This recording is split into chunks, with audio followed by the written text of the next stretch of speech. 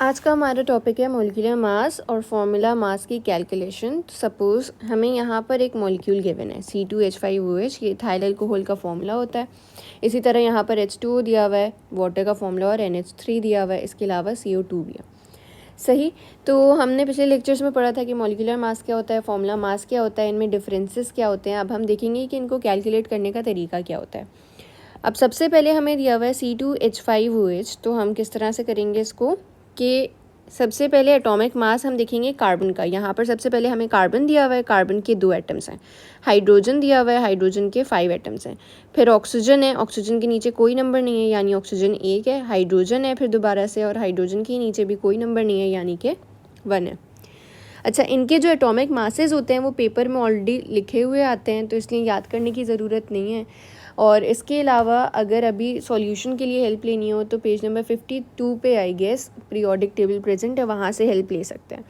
अभी फ़िलहाल इसको करना स्टार्ट करते हैं। किस तरह से करेंगे, हमारे पास जो जो एटम्स दिए हुए हैं सबसे पहले डेटा में उनके एटॉमिक मासेस लिख लेंगे। सबसे पहले कार्बन दिया हुआ है तो कार्बन का एटॉमिक मास लिख लेते हैं। कार्बन का एटॉमिक मास होता है 12। इसी तरह फिर उसके बाद हाइड्रोजन है तो हाइड्रोजन का एटॉमिक मास होता है 1। उसके बाद ऑक्सीजन का एटॉमिक मास 16 होता है, और मॉलिक्यूलर मास हमें फाइंड करना है, तो इसलिए इसके साथ क्वेश्चन मार्क आ जाएगा। अब सॉल्यूशन किस तरह से होगा, इसका पूरा एक फॉर्मूला बनता है, या तो फिर एक हम खुद से बना सकते हैं, बहुत आसान है। इसको किस तरह से करेंगे, सबसे पहले यहाँ पर हमें पता है कि क्या दिया हुआ है C2H5OH, तो सबसे पहले कार्बन है, कार्बन के नीचे क्या नंबर लिखा हुआ है 2, इसका मतलब कार्बन के 2 एटम्स प्रेजेंट हैं। तो हम यहाँ पर लिख देते हैं कि टोटल कितने एटम्स हैं, 2 एटम्स हैं कार्बन के। सही, तो यहाँ मैंने लिख दिया 2, और 2 किसके एटम्स हैं, कार्बन के हैं, तो इसलिए हम यहाँ पर क्या लिख देंगे, एटॉमिक मास लिखेंगे किसका, कार्बन का। इसको मैं ब्रैकेट में क्लोज कर देती हूँ। अच्छा, अब आगे प्लस का साइन लगेगा, और उसके बाद हमारे पास दूसरा एटम कौन सा है, हाइड्रोजन, और हाइड्रोजन के साथ क्या नंबर लिखा हुआ है 5, तो इसलिए मैंने यहाँ पर लिख दिया 5, और 5 के बाद इसका एटॉमिक मास आ जाएगा। किसका एटॉमिक मास आएगा, हाइड्रोजन का। सही। अच्छा, अब उसके बाद अगला क्या दिया हुआ है, ऑक्सीजन। ऑक्सीजन के साथ कोई नंबर नहीं है, यानी कि 1 है, तो हम यहाँ पर दोबारा लिख देंगे 1, और आगे क्या आ जाएगा, एटॉमिक मास आ जाएगा ऑक्सीजन का। सही। अच्छा, फिर उसके बाद आगे क्या दिया हुआ है, दोबारा हाइड्रोजन है, तो हम हाइड्रोजन के लिए फिर दोबारा से लिखेंगे, तो प्लस हाइड्रोजन के साथ कोई नंबर नहीं लिखा हुआ है नीचे यहाँ पर, तो इसका मतलब कितने हो जाएंगे, 1, तो दोबारा यहाँ पर लिखेंगे 1। और किसकी बात हो रही है, हाइड्रोजन की बात हो रही है, तो हाइड्रोजन का एटॉमिक मास आ जाएगा यहाँ पर, तो एटॉमिक मास ऑफ हाइड्रोजन। सही, ये हमारा एक बेसिक सा फॉर्मूला बन गया। अब बस इसके अंदर वैल्यूज़ पुट करनी है और आंसर आ जाएगा। तो किस तरह से होगा, यहाँ पर 2 अपनी जगह एज इट इज़ आ जाएगा। एटॉमिक मास कार्बन का कितना होता है, हमने यहाँ पर डेटा में लिख लिया था 12 होता है, तो यहाँ 12 लिख देते हैं। उसके आगे फिर 5 है, और एटॉमिक मास हाइड्रोजन का कितना होता है, 1 होता है। फिर उसके बाद आगे 1 है, एटॉमिक मास ऑक्सीजन का कितना होता है, 16 होता है। उसके बाद दोबारा 1 है, और एटॉमिक मास हाइड्रोजन का दोबारा से 1 होता है। अब इसको कैलकुलेट कर लेंगे, तो किस तरह से करेंगे हम कि यहाँ पर 12 2 ज़ा 24, 5 1 ज़ा 5, 16 1 ज़ा 16, 1 1 ज़ा 1। अब ये हुआ किस तरह, ये दोनों चीज़ें आपस में मल्टीप्लाई हुई, यहाँ पर आ गया। 5 को 1 से मल्टीप्लाई किया, 5 आ गया। 1 को 16 से मल्टीप्लाई किया, 16 आ गया। दोबारा 1 को 1 से मल्टीप्लाई किया, 1 आ गया।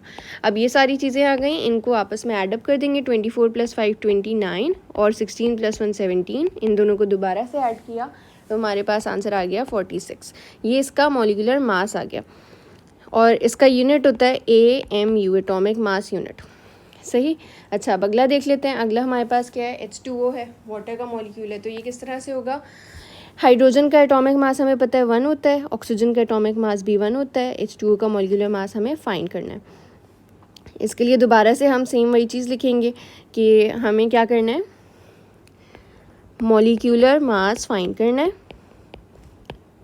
और उसके लिए किस तरह से करेंगे, जो भी हमें नंबर गिवन होगा। अब यहाँ पर H2O है, तो हाइड्रोजन के नीचे 2 लिखा हुआ है, तो हम यहाँ पर 2 लिख देंगे। 2 के आगे हम क्या लिखेंगे, एटॉमिक मास ऑफ हाइड्रोजन, क्योंकि हाइड्रोजन की बात हो रही है। फिर उसके बाद अगला एटम कौन सा है, इसमें ऑक्सीजन है। ऑक्सीजन के साथ कोई नंबर नहीं लिखा हुआ है, तो इसलिए यहाँ पर क्या आ जाएगा, 1 आ जाएगा। और किसकी बात हो रही है, ऑक्सीजन की बात हो रही है तो एटॉमिक मास ऑफ ऑक्सीजन आ जाएगा। सही। अच्छा, अब इसके अंदर वैल्यूज़ पुट करेंगे किस तरह से कि यहाँ पर 2 अपनी जगह एज इट इज़ आएगा। एटॉमिक मास ऑफ हाइड्रोजन कितना होता है, 1 होता है, ये हमने अभी डेटा में यहाँ पर लिखा है। इसके बाद +1 अपनी जगह, और एटॉमिक मास ऑफ ऑक्सीजन कितना होता है, 16 होता है। सही, इसको सही कर लेते हैं, तो यहाँ पर 16 आ जाएगा। अच्छा, अब इसको सॉल्व करेंगे किस तरह से, ये दोनों चीज़ें आपस में मल्टीप्लाई होंगी, ये दोनों चीज़ें आपस में मल्टीप्लाई होंगी, जो आंसर आएगा उसको ऐड कर देंगे, तो 2 1 2 प्लस 16 1 16, तो हमारे पास आया 18, और इसका यूनिट लगेगा AMU, एटॉमिक मास यूनिट। उसके बाद अगला है NH3। तो एटॉमिक मास नाइट्रोजन का होता है 14, हाइड्रोजन का होता है 1, और NH3 का हमें फाइंड करना है, तो इसलिए क्वेश्चन मार्क आ जाएगा।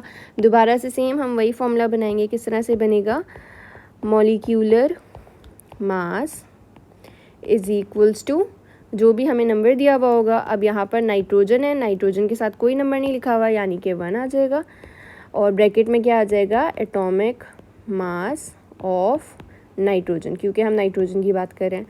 उसके बाद अगला इसके साथ ऐड क्या होगा, आगे हाइड्रोजन दिया हुआ है, हाइड्रोजन के साथ 3 लिखा हुआ है, तो हम क्या कर देंगे यहाँ पर 3, और ब्रैकेट में आएगा atomic mass of hydrogen.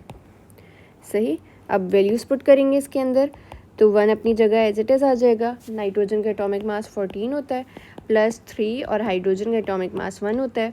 14 1 = 14 plus 3 1 = 3, तो कितना आ गया टोटल 17, और इसका यूनिट लग जाएगा AMU।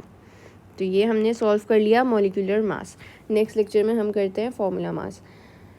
अच्छा, कार्बन डाइऑक्साइड भी सेम इसी तरह से होगा। ये मैंने जब समझाया था तो उसके अंदर मैंने सॉल्व करके दिखाया था, तो उस वाले लेक्चर में मिल जाएगा ये। सही, इसको यहीं तक रखते हैं, नेक्स्ट लेक्चर में हम कंटिन्यू करते हैं फॉर्मूला मास।